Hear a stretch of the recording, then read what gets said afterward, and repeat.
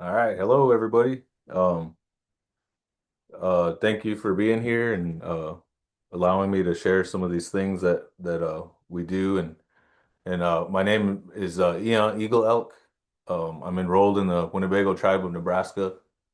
Um, that's uh, Ho-Chunk tribe, and and that's my dad's side, and my mother's side. They're from Rosebud, and so.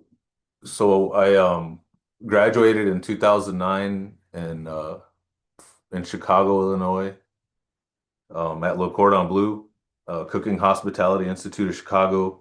At the time, we were the cohort that kind of did this. It used to be Cooking Hospitality Institute of Chicago, then they ended it, and then they changed it into Le Cordon Bleu.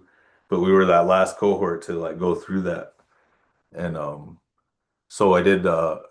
Education there, and then previously I was in culinary school over there in Denver and got a went to a vocational program called Job Corps up in Nemo, South Dakota, up in the Black Hills. Um, so I just kind of had invested my life in culinary arts and kind of built a little reputation for doing that and being a line cook and things and also went as far as being uh, uh, helped.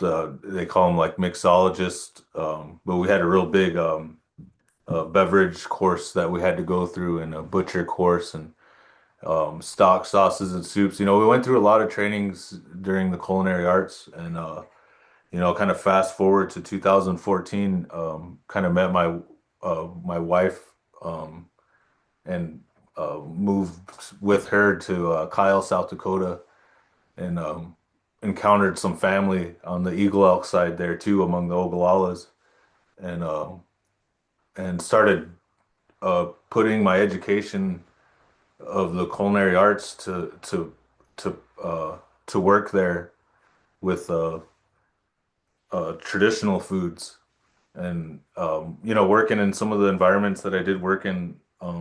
You start building relationships with the food systems, and purveyors like that.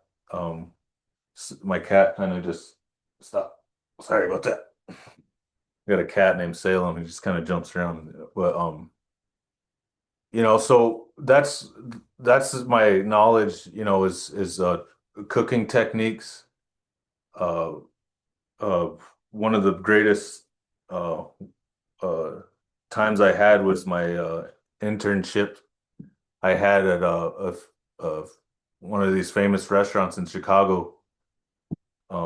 You can't put it on your resume unless you worked there for 4 years. But w what I was doing there is I was a intern, and there it's a 6 month uh, commitment. It's an unpaid 6 month commitment, but for Le Cordon Bleu, it was a 3 month externship site that you had to complete before you graduated. So I gained a lot of knowledge and work ethic there that throughout my lifetime got me like every single job opportunity just by being involved with them. So I put them on my education part of my resume, and but I worked there for 12 months anyway, for free, and learned a lot. I worked until I couldn't afford to get on the trains and the buses, and I tried to walk and all that to work and all that. But the city's so big there, it's miles and miles to walk to work. So, like I said, we've been doing a lot of food sovereignty stuff. So I'm a food sovereignty advocate, and I participate in the Red Road, as they call it. I started learning about culture, um, language, the Ho-Chunk language, the Lakota language, all the plants and medicines, these traditional foods, so to speak. And that's kind of where I jumped in among the people with Oglalas and things like that. Various tribes, various organizations around that do work with Native Americans. Uh, they've asked me to help them fulfill grants, to do teachings, to do stuff like that, and also help out with all my aunties and uncles with all their nonprofits and things, things they have to get done. So I have a lot of mentors, even from my culinary days to my nowadays with the culture and traditions, and um, I got a lot of really great mentors, and I just kind of submitted myself to the ways of life of the Lakota people, and there's values and virtues in there, kinship, and also a diet, and so as I was training the culinary arts, it's just a attention to detail type of thing that I really grabbed really fast. I could smell the cedar and the horseman, the Wakbewash Gemini. I could smell all that stuff in some of these mixtures. You go around, and I was trained to taste and to smell and create things, and take initiative in all of that stuff. So that's kind of the tool that I am around the people. So again, here I am, helping um, with this herb and botanical fusion menu that I wrote up. Um, we were asked to kind of come here and uh, do a presentation on some of the things that we've learned with all the teachings you guys already learned with the herbs and the botanicals and stuff. You already did the traditional items that are out in the prairies, the turnips, the chokecherries, the plums, the um, and we kind of not modernize it, but we kind of just use this in our home, just with my wife and my children. So we wanted to kind of share that with everybody, with what you've all learned and what you have access to. I know when I first got into this, I went to the website of Thunder Valley and I looked at the plants and stuff that they already had learned about. And when we were approached, they wanted to learn. They already had learned how to pick all these things and where to find them, and you have them. So now what do you do with them? And that's kind of where we kind of come in. And this is kind of some things that you could do with these items. So and it's just some fun things that we're gonna do. So we're gonna do three items today, and each one of these items they have uh, one of the items that are in the herbs or the traditional foods, we'll say, and and we'll go and we'll talk about the processes and how we created these, and I'll assemble them here in front of you and kind of show you the process of things here. Um, and like I was telling everybody before this, we're used to doing gatherings in person and stuff, so I had to prepare a bunch of things for everybody. But this is kind of cool because I could just make one of everything, but it's just kind of stuff that we have at the home. So I'll be just preparing one of each of these things. So I have a ice.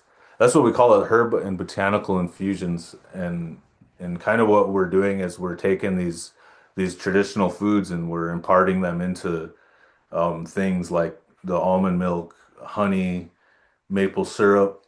But we try to keep it kind of so-called indigenous. We try to keep it just stuff that you would find out here in the prairies, various parts. The earth is really abundant, and it's a huge food system out there, and it's all over the place. A lot of people know about it. A lot of people participate in it. Various tribes all around have relationships, different creation stories through all these things, and part of our existence in it is just to enjoy ourselves and to travel along the red road and pick the choke cherries, the plums, the turnips, learn all the stories and information about it. Um, and that's one of the things I come to love with these traditional foods is that they're out there and they're abundant and there's only one way to pick them and dry them. Um, and so far, that's what we all have on the information. You have all that and how to pick and the drying. And And so we'll go down the line with some of them here today. We set up our little kitchen. I'll be kind of moving around here. And kind of here we have a little bit of our storage that we brought out of some of these traditional items and the menu items that we have. We have ice cubes, we have tea, we have coffee, we have a water boiler, things like that, cups. We have a variety of things here that we're gonna do. So, we're like I said, we got three drinks that we're gonna go over. One of them is gonna be a iced prairie coffee, is what we called it, and it's gonna have because I'm in Rapid City right now, so it's gonna have one some of our local coffee because I like to participate in the your local coffee purveyors. There's a few of them here in town. I know there's some Native American ones around too, so we like to support them too if we can. But here in Rapid, we went and selected some local coffee beans, and with that, we're gonna have wild turnip almond milk ice.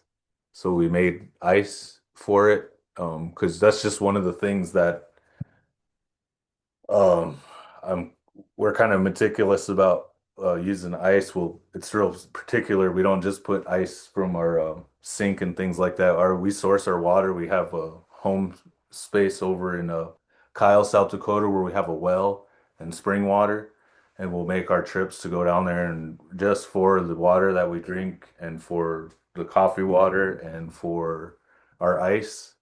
And so our iced coffee, the ice cubes are always going to be coffee ice or creamer ice. It's always something infused or flavored in it.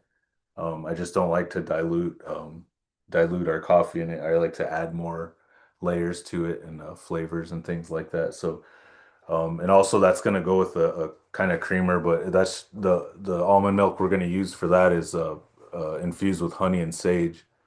So it's the uh, iced coffee. So we did a cold brew in the French press, and we have the wild turnip almond ice and the sage and honey almond milk for that. And again, that's something that we do at home, for our coffee situation when we want our iced coffee. And that's one of the preparations we're gonna do.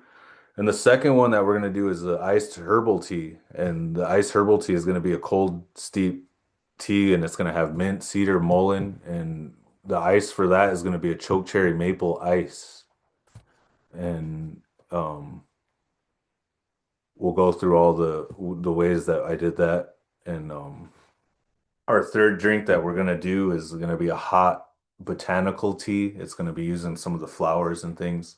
And that's gonna be we're just gonna use hot water for that. We're gonna steep it.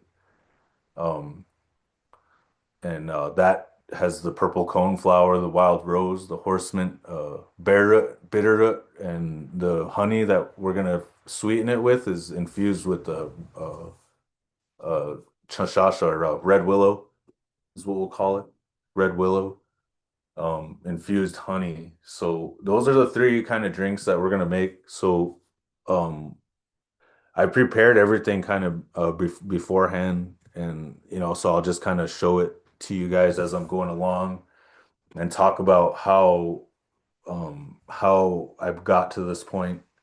And it'll be a way that you can do this in your home because this is where we do it in our home with kind of the stuff that we have here.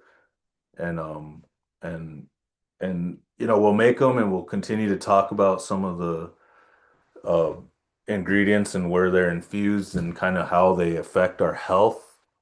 Um, kind of a lot of information out there too and all these things.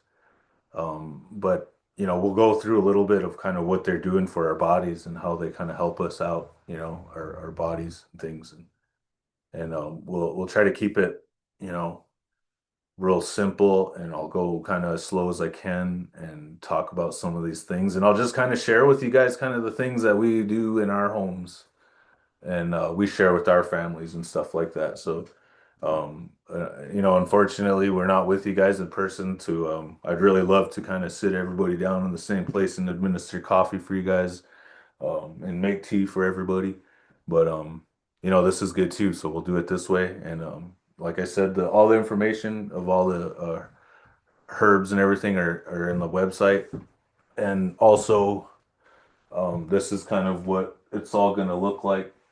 So kind of where we'll start with all that is the iced prairie coffee. And coffee is one of our daily routines in our home. We kind of believe in offering right when you wake up. So before you get up and tend to yourself, you prepare something and offer it onto creation or onto creation. A lot of people will associate it with the god or Tunkashila or Wakatanka, Dakushkashka, things like that. But you know, we're uh, we're kind of happy to be alive and waking up, and before uh, we offer something, and usually it comes in the form of coffee and like a little snack, and so we get our coffee from all types of places.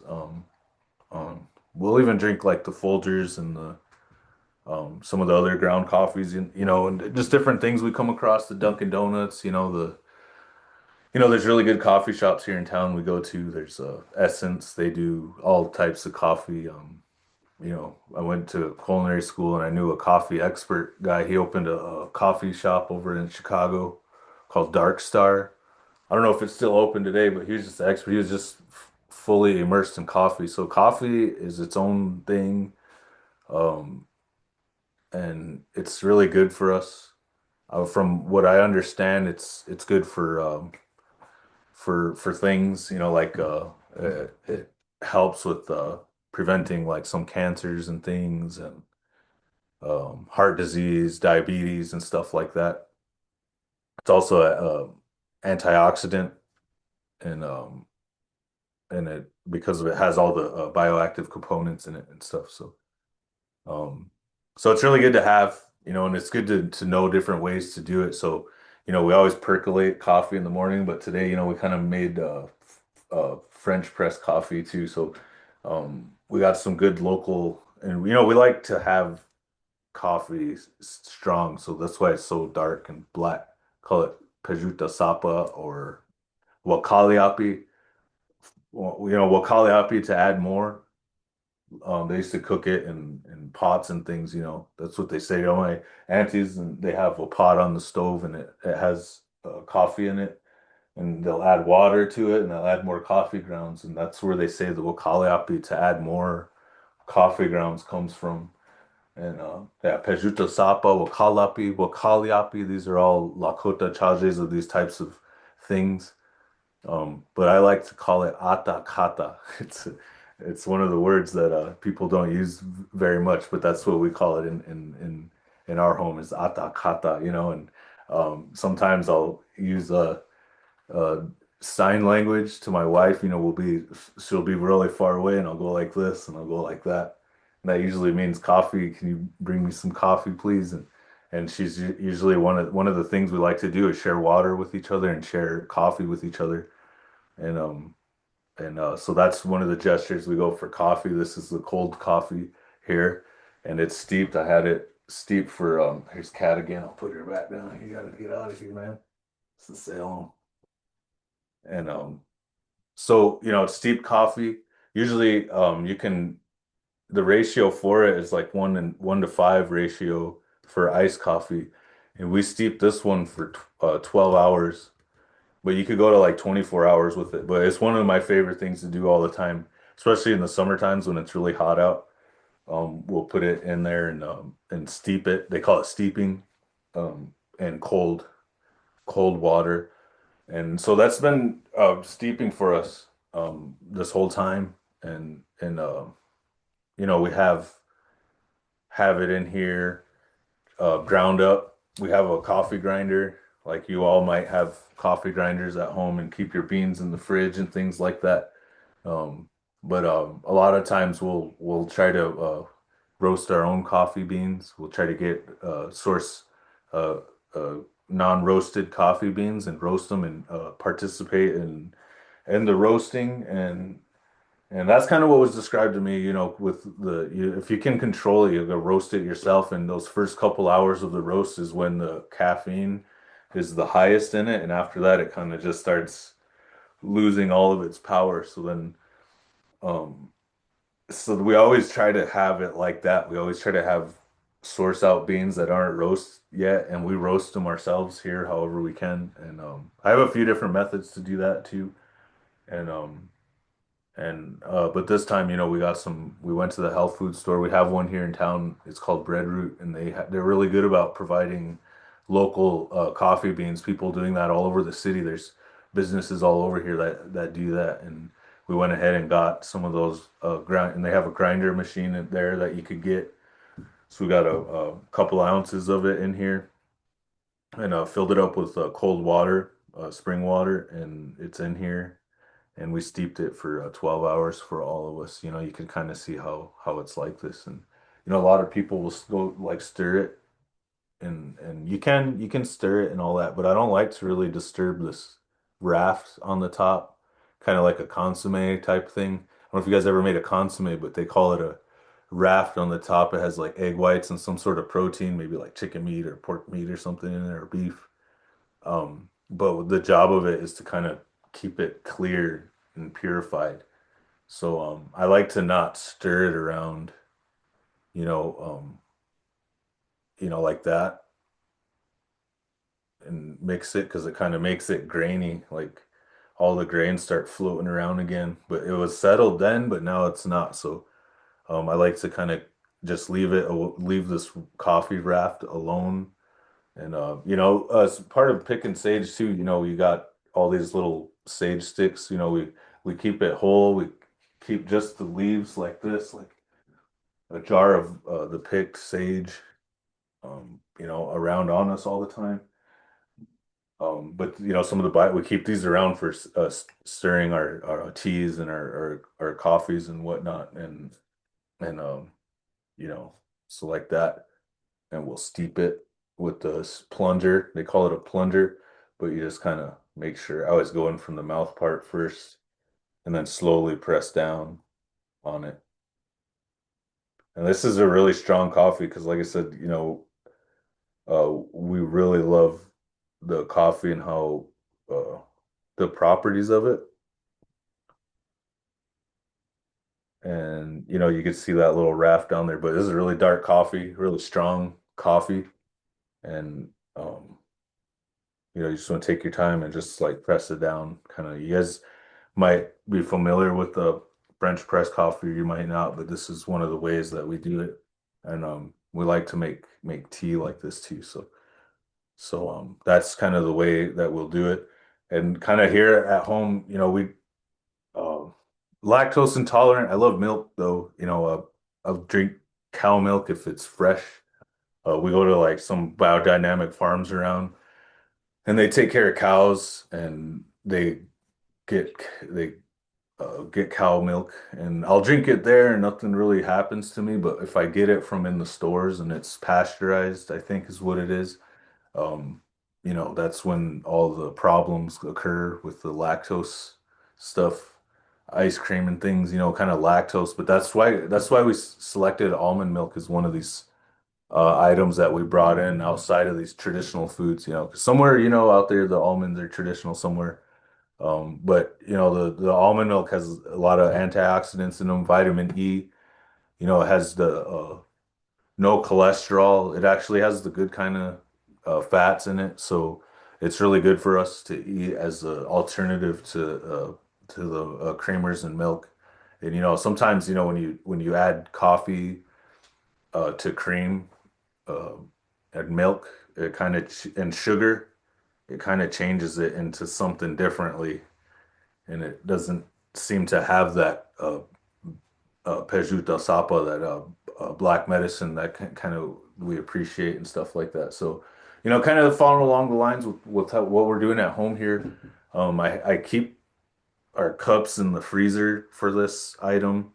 And also, all our ices are obviously going to be all in the freezer. So I'll be kind of jumping up and down, getting into the freezer here, kind of dodging my cat around, and she's just trying to get up into the camera here, but so I keep them in the freezer.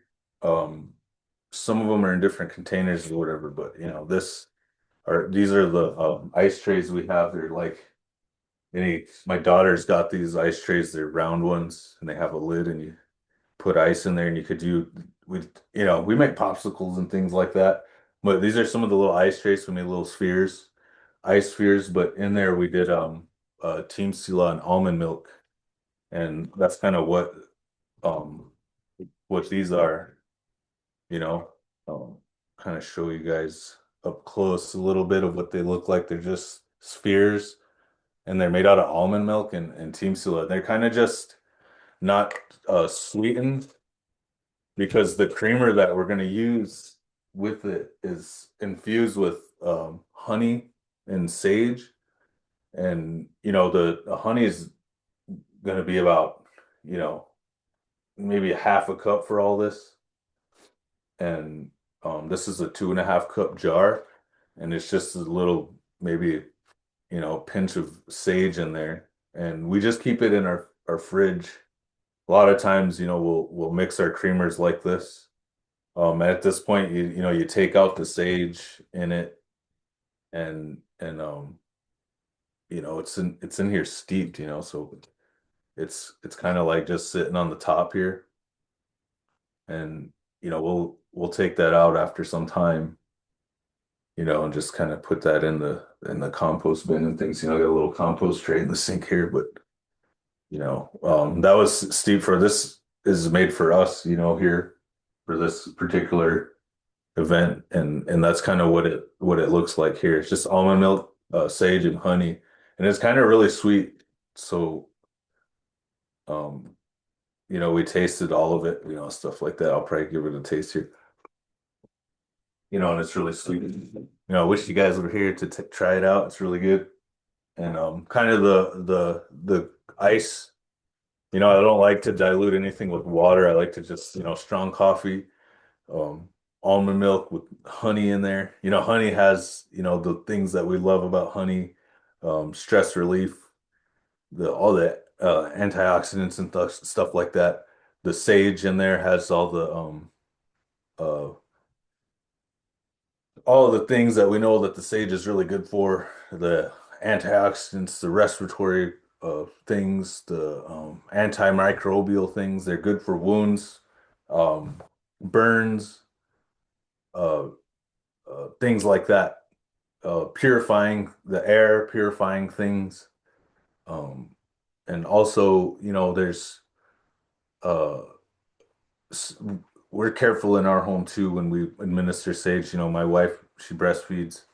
So she won't participate when it's steeped like this. She'll just smell it in the air, but she won't drink out of if it's steeped in there because she doesn't want to dry up, as she calls it, So, and that's just a teaching that we have from some of our elders and things like that, that they do things like that to the ladies that are breastfeeding and things. They kind of dry you up is what they call it, things like that. But that's what it looks like. Relatives is the Tiŋpsiŋla ice. It's kind of fun to do. The kids like to do it. They help me with all this stuff that we're doing back here. They really love to help out. And the Tiŋpsiŋla, you guys all know what the Tiŋpsiŋla looks like. It's like this. And the braid it comes off of, we always save this for Azalea for smudging off and stuff like that because some of the creation stories of it, there's a prayer that's involved with it too. So we like to Azalea with this and keep it around. And sometimes we'll store it like this here, and we'll grind this up while it's dry still, and come up with a powder that is like this, and it's just a dried prairie turnip powder, and it's called a Tiŋpsiŋla, and we powder up, and that's kind of the next session too. We're gonna make cookies out of it too, so and that's one of the parts is the powder, and then there's like the hard parts of it too that don't really um, get used a lot. But we'll still eat this and we'll rehydrate this, and even now you can eat it like a it's not too crunchy. It doesn't hurt your teeth or nothing. It kind of just breaks up real nice, and like that. So this is kind of some of the crunchies we call them that come along with it with the powder. But that was just mixed in with the almond milk and whisked together, and then dropped inside of the ice molds and froze it overnight. It only takes like 4 or 5 hours, for it to freeze. But this was probably in there for about 12 hours. But this is how we're gonna be mixing it. I always like to put ice in first. And since you guys aren't here, I'll pick that back up and I'll put it in there for a little coffee in there for you guys, like that, and some of our cream here. And that's you don't need that much. And this stuff, you can steam it too. Make cappuccinos and stuff if you have a cappuccino makers and a steamer for it. You can do stuff like that with it too, but you're gonna end up with something like that. And that's kind of gonna dissolve in there. You know how ice melts and this kind of thing. Um, so fortunately I want you guys all to taste it and have it, but I'll drink it for you. And that's kind of something that we'll have in the home that kind of mimics the what we were kind of doing before this is we were buying creamer from the store using cow milk and things like that, cow creamer. And this kind of just kind of takes uh, uh, the cream and the milk out of it, and it kind of adds all of our traditional foods to it too, which is something that I like. And the children, like my daughters, like to drink it, because as it's falling apart, you're gonna have the Tiŋpsiŋla start to rehydrate in there. And as you're drinking it, you could kind of taste the earthiness of the Tiŋpsiŋla. I don't know if you guys ever had wild turnips when they're dry, but we're a big fan. Even my daughters, they're always eating it the dried way, like this powder.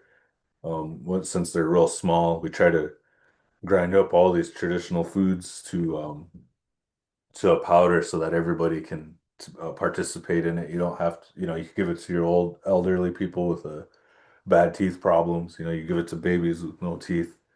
Um, and it's that way, so um and uh it always says it makes your heart stronger, your bones are going to be stronger from the Tiŋpsiŋla plant. There's a lot of fiber in it. It helps you with your uh digestion, and there's vitamins in it, the vitamin C and vitamin K in the Tiŋpsiŋla itself. So kind of what you have is a little concoction of uh a really good drink for heart disease and diabetes, and it has all the other antioxidants and the vitamin E and the vitamin C and the vitamin K. It's good for the respiratory from the sage, um, antimicrobial from the sage, things like that. And that's a drink that we'll enjoy here, like that. Kind of looks like a caramel color or a caramel color, something like that. So, and that's one of the drinks there, the coffee drink. Um, so, encourage you guys to make it like that, and try it at home for yourselves. If you have the Tiŋpsiŋla braids, you go out and pick in Tiŋpsiŋla during the times, we built a really good relationship with the prairie turnip and the sage.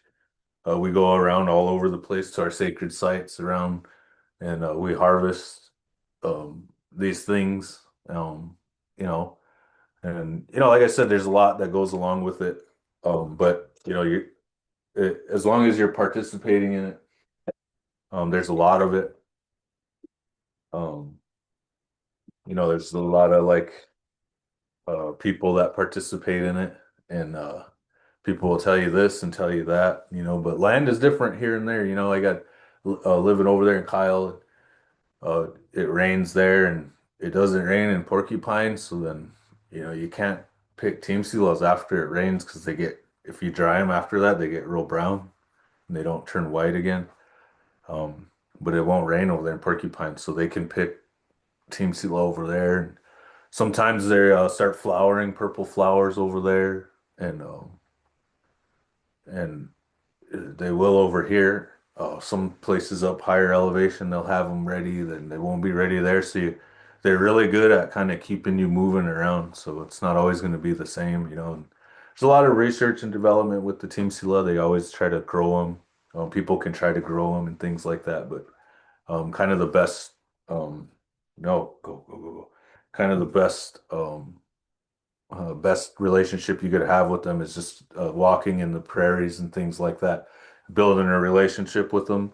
And they always say it's kind of they go like that. Their plant looks like a hand, and they kind of go like this to you around. Then when you dig them and you put them back, the hand kind of stays in there, and you dig it up the same way you pull it out. And when you put it back, the thing kind of points to the next one over there, so you kind of follow along, and they'll help you out and all that stuff. So then but that was one of the drinks, you know, the coffee with the team Sila and all that stuff.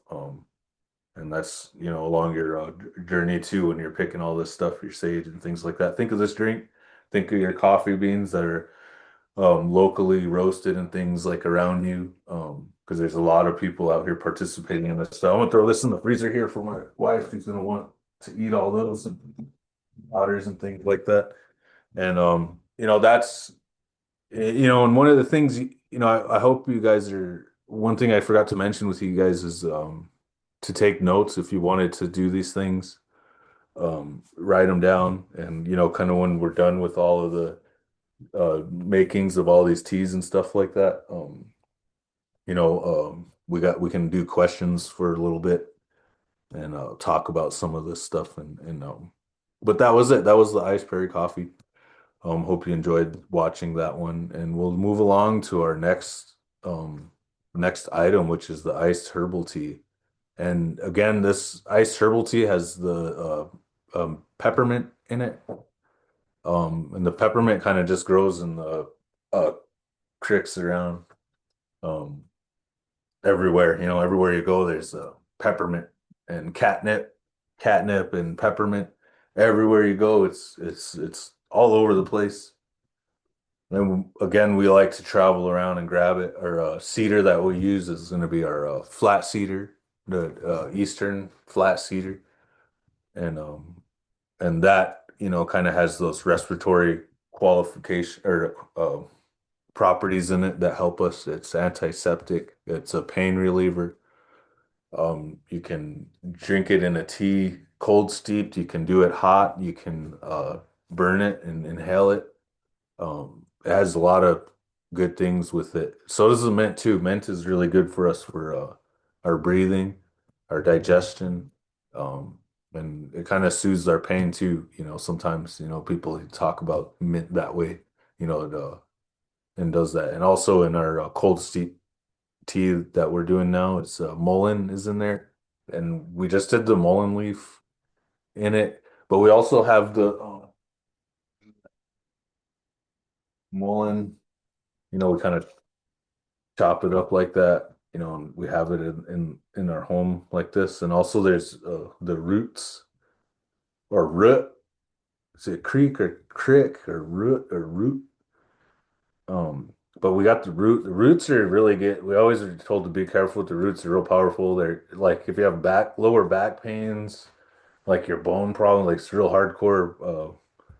The roots are. So we have them kind of like in here among the leaves at the same time.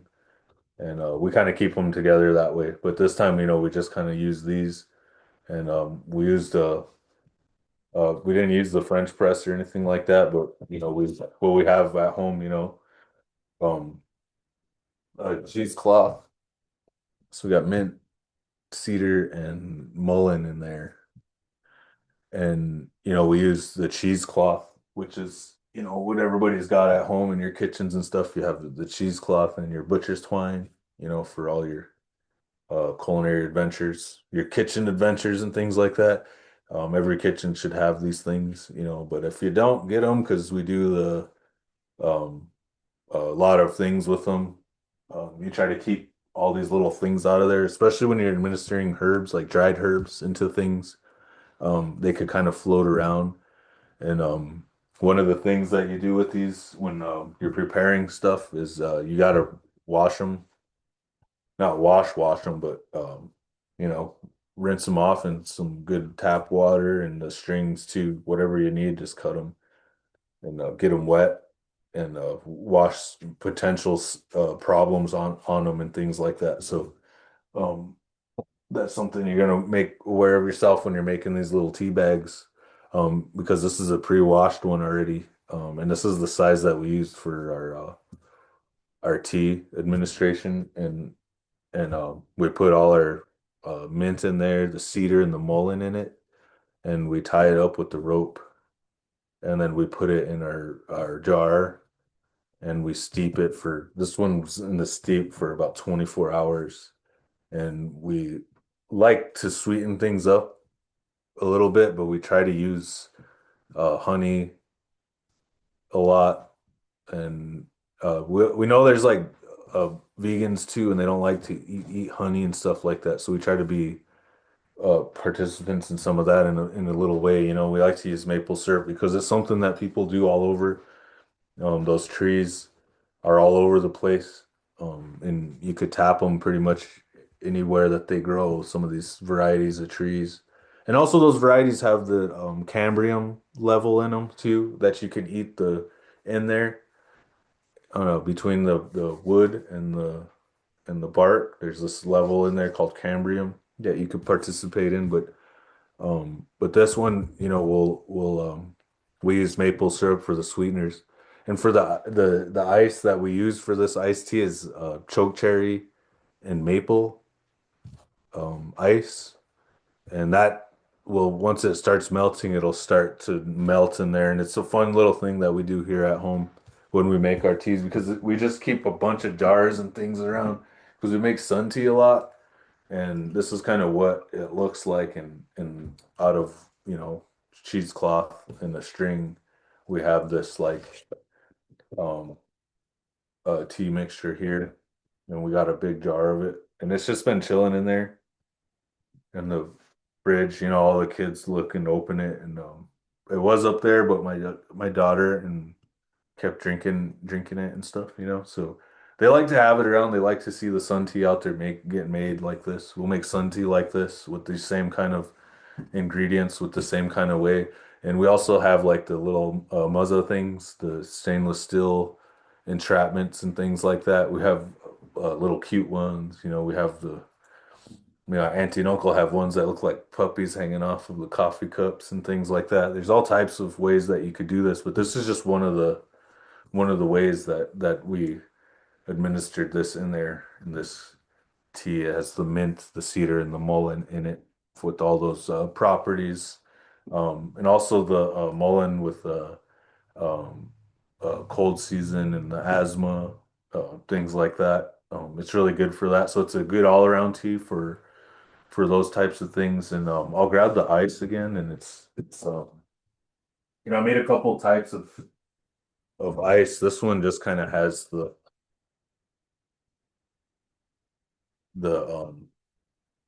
choke cherries in it, the liquid. And the other type that I have, it has the actual choke cherries in it too. But the choke cherries, we take the pit out and then we kind of candy them, so they're really sweet. So, and this is sweetened with maple syrup. So, you know, um, part of what we're gonna do is, we'll drink it out of a little teacup, you know, a teacup, and we'll take our choke cherry ice. That's kind of what it looks like. And we use those spheres again, and it's just choke cherry juice. So you just take fresh choke cherry, and we always keep it in our home too. Uh, Bags of them like that. We keep them flat and keep them in our freezer all the time. But we make choke cherry patties all the time. Choke cherry patties like these guys here. I know these ones are mixed with buffalo meat, but that was just um, other things. But we got choke cherry patties in here that can also be steeped and or boiled until they're tea, and that tea, you could put in there. Eat the what's left over, and the liquid you can freeze into these little ice cubes. Um, but we accidentally put bappa in there with these chokecherry patties. And that's kind of how we achieve the ice, the chokecherry juice, as you call it. Sometimes you can make it from the dried chokecherry patties. Other times you can use your fresh chokecherries and just pop them in some water and bring it to a boil and simmer it for a half hour. And once it's done, you just muddle it. Muddling is just smashing. You just smash the berries and then you strain the liquid out and put them into your ice molds. And then when for the sweetness, you would just go ahead and administer your maple syrup or your honey into it. But that's just kind of what that looks like. So, and this, one of the things, these are really kind of sweet and they're almost like popsicles, but the kids really enjoy them. Everybody likes these. When people come over, they're always like in the freezer getting these out. We also make popsicles like that too, and we'll go administer the tea that away, and just like that, relatives. You got these kind of traditional foods here in another cup, another way to enjoy these on a hot day or even for dinner. Nice beverage pairing to go along with um with your meals and things like that, and it has all those different health properties, so you know maple syrup, uh chokecherry tea, kind of, you know and I'll go ahead and try that for everybody. Really, um again, wish you guys were here to try that. I'll put this stuff back in the freezer really fast. And that's kind of how, that tea, you taste the mint, the cedar, the mullein in it. We're gonna enjoy all the health benefits of it and participate in our choke cherries. Also, the choke cherries were also known to feed your spirit, so your spirit's nice and strong. Um, your the part inside of you that helps you persevere through things. When you think your body can't do it anymore, the spirit inside you will kind of say, "One more step, just one more. You can do it. Keep going. Don't give up." That inner spirit always, and that's why we're always promoting that in our household is a relationship with the choke cherries, and eating this. The kids will always be in there too, and we always got a grinder here for these, and we'll make these choke cherry patties here at home all the time, and it's just a fun. And also they go into the popsicles and things like that too. So, and these are really good. The choke cherry patties that kind of go around and they break up. They're nice and it's almost like jerky, but we keep the seeds in there because the seeds you kind of have to really crunch on, grind them up because that's part of the reaction that is needed in your mouth. This was told to us, you got to have that crunch in your teeth to kind of participate in the choke cherry. You can't really remove them like how we did with the ice, but we'll enjoy it this way too. You can always enjoy it in this kind of way. The kids really love it. Wife really loves it. Um, and the other ice cubes that I made with the choke cherries has the candied choke cherries in it. So I just used the basic ice, um, and that you can see the choke cherries in there. But again, that's the season with maple, and that those can be also administered in there. And I know my daughter, she really enjoys these kind of beverages because once it kind of melts and those choke cherries float around and stuff like that, it reminds her of kind of bobas because they do stay round and just the pit's gone, so it's kind of it reminds her of that the boba teas with those little roundels in there, the little spheres, and that's kind of what it is. It's a choke cherry kind of granada thing with maple, and it's really good. Um, But yeah, so when you're preparing all your items and you're getting your choke cherries and picking them, grinding them, making choke cherry patties, make sure you leave some in your fridge. I know we do about 200 pounds of choke cherries a year, or 200 gallons. So we got a bunch of those 5-gallon buckets and we fill them up. So we do about 200 steady every year of this. We can participate in this plus offer to whoever needs choke cherries because not a lot of people can participate because their work schedules or whatever kind of, wherever they're at in the cities and things, they're not really close to chokecherries and stuff. But um, those of us who make our life work about these kind of things, we always have uh, room for that for others. We always have that thought for other people, and again, um, and that's that. And again, we're gonna have those are your iced teas. You got your iced coffee. You have your iced uh, choke cherry drink with your steeped mint. I turn on my water boiler, um, something that you guys all might have in your homes. It's a water boiler. You can use a pot, boil water. Um, so what we're gonna do next is we're gonna make another little uh tea bag. This is how this one kind of looks, and we'll use another little teacup. I use these teacup ones for the clear ones so you can kind of see the colors. But you use your favorite teacups, however you want to do. But we have the hot botanical tea, and we'll use flowers, and we're gonna use the bare root and bitter root in this, and kind of those botanicals. We like to cold steep things, uh, tender flowers and leaves like mint and things like that. But for this one, we're gonna do hot. Experience the herbs in that way.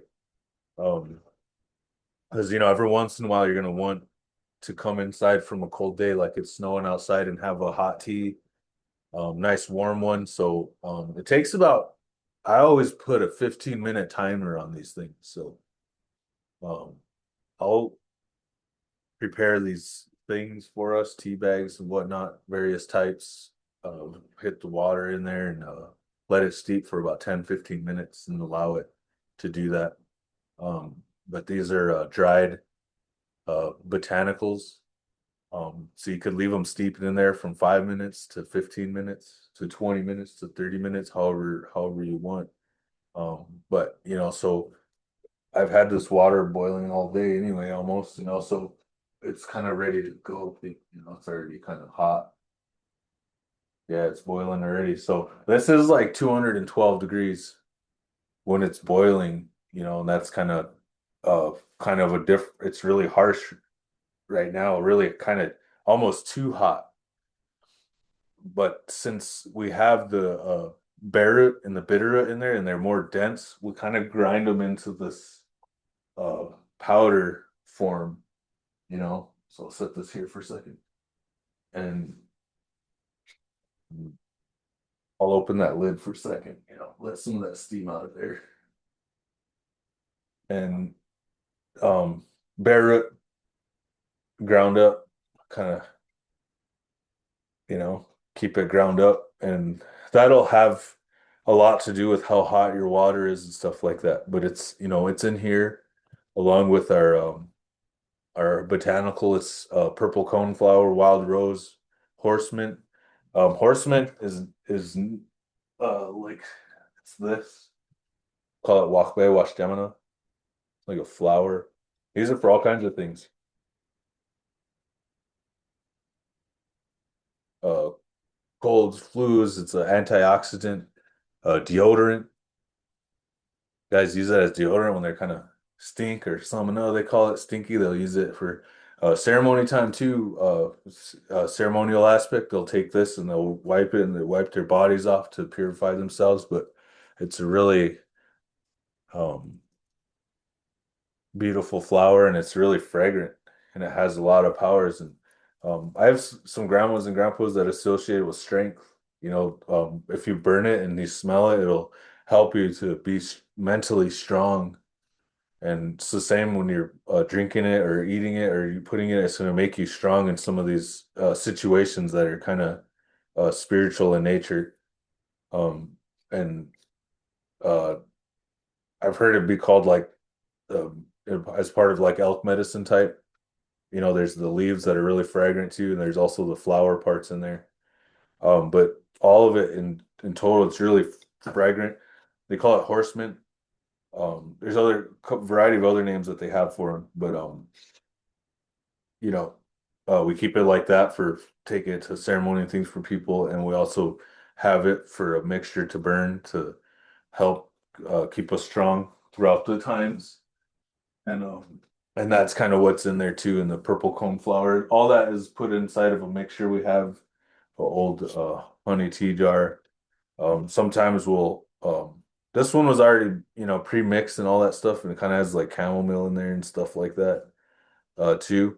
But it's always like that um, powder stuff that we get. It'll go through the cheesecloth a little bit, but it kind of has a variety of the botanicals in there, and then the bitter is in there also. And that's also ground up kind of like how this is. And um that's kind of how we make these like little tea bags. Usually this is, you don't need very much, like a eighth of a teaspoon probably for just one of these cups here. And your bare root, antimicrobial, respiratory, you know, things like that. So it's really good for that kind of thing. And it's good for when you mix it with hot tea. Also your bitterroot too. Bitterroot is always known as how are they the Indian Tums, wild tum, for your stomach type things, stomach problems and sore throat issues. And it's also really good for your heart. So kind of, you make a little bundle like that. And I always kind of, you know, don't even tie it in a knot really. Sometimes you can if you want, but you kind of make this little good bag and there's a lot of waste on this particular one, but try not to be so wasteful with it like I am. But you cut off a lot of it and you end up with like a little tea bag type thing here. It's just another way of this or this, I always do this. And there's a little bit left over on the bottom. It's all right, it's fine. But you end up with this kind of situation, and the water's probably not 212 degrees, but it's really close. I don't like it to be this kind of hot, but it's not. I don't like to put it in right when it's 212, but you kind of steep it in there, hit the timer for 10, 15 minutes, let it steep. And also at this time, you add the honey and the honey we have infused for this drink, the herbal botanical hot tea is honey and it's infused with the red willow. And as we all know, the red willow is the um, like aspirin. It has pain relief qualities to it. Helps you with fever, headaches, and things like that. And it's a really special plant for us. Um, One that you could get, and we smoke it in our chaupa or chanupa is what they call it, or peace pipe, things like that. You smoke it in there. Um, but also you could breathe it in, inhale it. You can also make the tea with it, and we collect it in a variety of ways. Like we'll have it with a lot of the wood in it, wood shavings, and then the green stuff is really good. They all have different attributes, and also the bark is like that. It's red. The redwood is kind of the cha sha sha is like the red willow type stuff, and it has that green inner part, which is the green inner part there, and then the wood part would be the white stuff. And that's kind of one of the ways we'll keep it like this with both of them, the green stuff and the bark, is because for the teas, this will be for teas as well. And also for we keep it separate though, the wooden stuff, because it's really sour almost the wood. It's really sour and almost sometimes it's really bitter for the smoke when you inhale it. But other times it has a really good almost nutty quality when you make cold teas, cold steep. And when you hot steep it, sometimes it does that sour thing, really. So if you put it in here with it in the cold steep, it makes it like really sour. And that's something we don't want to do. So That's kind of one of the ways, and then just the green stuff of the red willow, the smoking stuff we have here, and it turns into this kind of situation. And when it gets to this kind of level, you always want to grind it up, and that's kind of when you use it for your smoke when you're smoking it out of the chanupa or things like that. So you try to keep the wood out of it and the bark out of it. And some people collect it in the winter solstice and all throughout before the first thunders and things like that. There's a lot of different teachings and stuff like that. Again, all the tribes are all kind of not on different pages, but they're all using it in different ways. They all have a origin story, a creation story with it, but nevertheless, it's growing out there. And some of the teachings we have are with the stars. Whenever the Aries constellation comes off of the Milky Way a certain way, the sun kind of comes and sits in there as it comes off of the Milky Way. So at that time is when you light your chanupas and things like that, and are ready with this stuff. Some want you to harvest it when it's like in the negative temperatures, a really, really um, cold day. Pick a really, really cold day and go out and get chanshasha, and that's supposed to be a really peak time to get it. So um, our relationship with it is ongoing. It's really great. It's a beautiful relationship. It smells good. It tastes good. It feels good.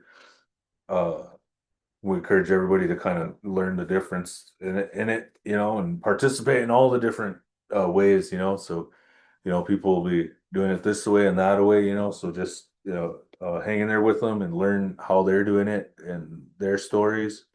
And all of them, all the people are good. They all like to do this kind of stuff. Um, they just have a little bit of different belief in how it goes. And you have to have respect for that and respect for the plant, of course. And as we're going along, we propagate the willows that we get for our arrows and um, our smoke and stuff. As you're going along, moving through all these processes, you're going to learn to regenerate the lands. While you're picking all this stuff, you're going to be growing and actively supporting it and stuff like that. So that's the chashasha that we put in there. We put the bark and the green stuff with the honey, and that's kind of what we'll kind of put in here as a sweetener. And we like to have it sweet, and I'll always mix the stuff in there. I always eat it, how it is. But I'll put a nice little uh while it's still kind of really hot into there. I always like to spill it on the sides. Oh, that's not even on the side, but that's what it looks like. Shasha honey or red willow, dogwood honey, and it'll have all those wonderful properties that it has. The you know, aspirin type qualities to it, pain reliever, headache reliever, alongside with all those other things. For however long I was talking, I plan to kind of talk along. Um, Usually I have a giveaway, but the make a honey thing for it. With the honey sticks, they kind of carve out chokecherry or like a dogwood scrap. We keep the dogwood scraps around for stirrers or administers. The sage leaves, the willow sticks, um, also the spoons you get at the flea markets and stuff. So, and that's kind of one of the ways. So you're gonna want to steep that for 10 to 15 minutes. I don't know how long I was talking while this was doing that, but it seemed about 5 or 10 minutes. And there's always going to be like some little floaties around in there with the honey. And like I said, I'll eat that or drink it or whatever, but you don't have to necessarily do that. I always like to fully let it steep and squeeze onto these things, you know, before I take them out, things like that. We got a lot of them like in our pots and plants and stuff. We'll put them in their pots and plant for them to drink or like to use whatever's left over. But they're around, it's nice and sweet. You can taste all the floral in it, the flowers, the you could taste everything, all the little parts of it in there. and it's just a good drink. And while participating in kind of like your traditional foods again, it kind of has a little bit of chamomile in there that we had. But I mix it up. We mix it up beforehand and make our little mixes that we administer to everybody that comes over to the home. They're always going to want tea, and they always want dry meat, buffalo meat.